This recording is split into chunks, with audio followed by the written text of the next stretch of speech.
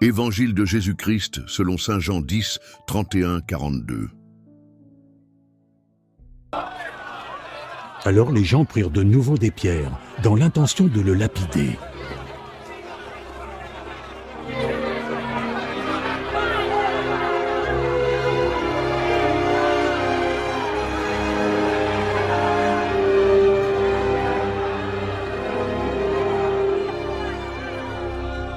J'ai déjà accompli devant vous plusieurs bonnes actions que mon père m'a demandé de faire.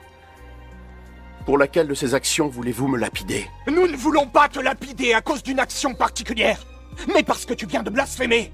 Tu es juste un homme, mais tu veux te faire passer pour un dieu.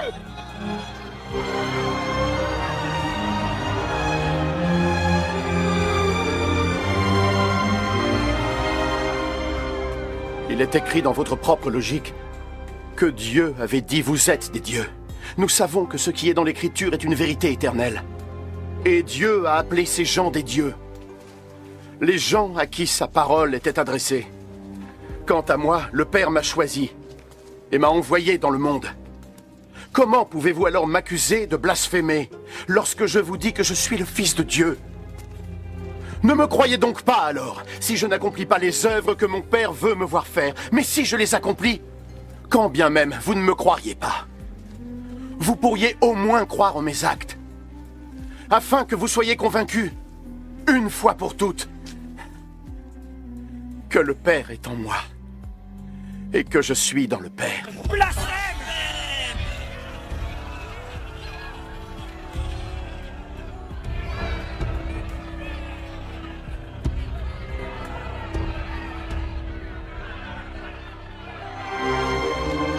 Une fois encore, ils essayèrent d'arrêter Jésus, mais il leur échappa.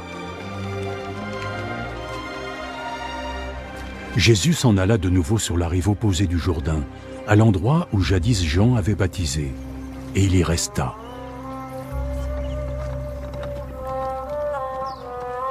Beaucoup de gens vinrent à lui.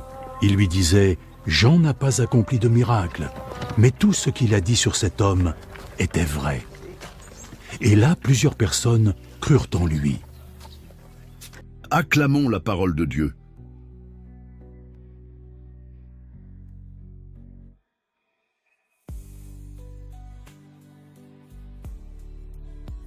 Jésus est-il vraiment Dieu? Frères et sœurs bien-aimés, dans cet évangile, la tension est à son comble. Jésus vient de révéler quelque chose d'essentiel. Il est uni au Père. Il est plus qu'un prophète, plus qu'un maître. Il est le Fils de Dieu. Et cela provoque une réaction violente. On veut le lapider. Pourquoi? Parce que Jésus ne laisse pas de place à l'ambiguïté. Il oblige chacun à faire un choix. Soit il est un blasphémateur, soit il est vraiment Dieu. Il n'y a pas d'entre-deux. Un Jésus révèle son identité. Quand Jésus dit « Le Père est en moi et moi dans le Père », il révèle une vérité centrale de la foi catholique. L'unité parfaite entre le Père et le Fils. Ce n'est pas seulement une relation proche, c'est une communion divine. Et Jésus ajoute un critère très concret. « Regardez mes œuvres !» Autrement dit, la vérité de Jésus se voit dans ce qu'il fait, guérir, pardonner, aimer jusqu'à donner sa vie. 2. Une question pour nous aujourd'hui. Cet évangile n'est pas seulement une histoire ancienne. Il nous pose une question directe. Qui est Jésus pour moi? Un personnage historique? Un sage? Ou vraiment le Seigneur de ma vie? Car croire en Jésus, ce n'est pas juste être d'accord avec lui. C'est lui faire confiance, même quand c'est difficile. C'est vivre selon sa parole. 3. Attention à nos pierres. Les Juifs prennent des pierres pour le lapider. Mais aujourd'hui, nous aussi, nous pouvons rejeter Jésus.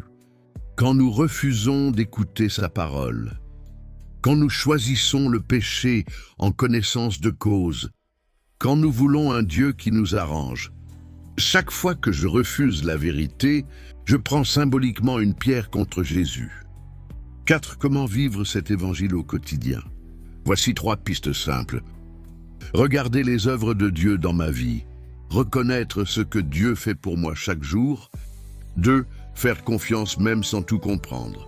Croire même dans l'épreuve. 3. Agir comme Jésus. Poser des actes concrets d'amour, de pardon, de vérité, car Jésus dit « Croyez les œuvres ». Donc moi aussi, ma foi doit se voir dans mes actes. Conclusion. À la fin du passage, beaucoup viennent à Jésus et croient en lui. Malgré le rejet, la vérité avance. Malgré l'opposition, la foi grandit. Et aujourd'hui encore, Jésus nous appelle. Crois-tu en moi? Prière. Seigneur Jésus, tu es le Fils de Dieu, envoyé par le Père pour nous sauver. Donne-moi un cœur humble, pour reconnaître ta présence dans ma vie. Quand je doute, fortifie ma foi. Quand j'ai peur, donne-moi confiance. Quand je suis tenté de te rejeter, rappelle-moi ton amour. Seigneur, apprends-moi à croire en toi, non seulement avec mes paroles, mais avec toute ma vie. Que mes actes témoignent de toi et que je sois, chaque jour, un reflet de ta lumière. Amen.